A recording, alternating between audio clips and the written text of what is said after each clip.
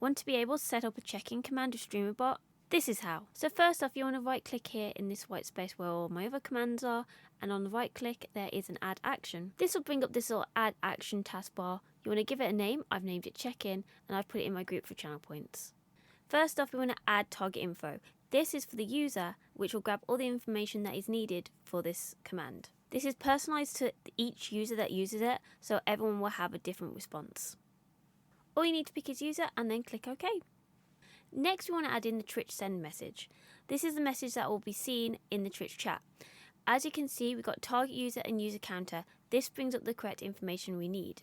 Target user brings up the name of the person using the command, and user counter brings up the amount of times that person has used that command. Next, we need to set up the triggers for this command. If you go to triggers, you can right click and create the command from there itself with Twitch.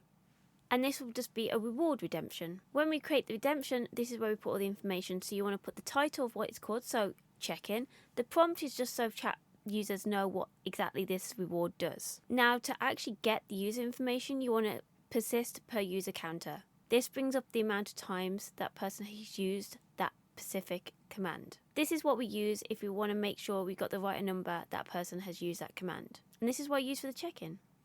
I also set it as 1 per user per stream, so obviously it can only be used once as it's a check-in. And there we go, that should automatically start. As you set it as a 1 per stream, it won't work when you're not streaming, but when you start streaming, it should work straight away. If you do want to check it when you're not streaming, just take out the 1 redeem redemption and then put it back in after, because when you take it out, you can use it when it's not on stream, so you can just check to make sure it all works. But there you go, that is how you make a check-in command on Streamer.bot. I personally find it's a fun little way to get the audience involved and to see how many times they get into stream.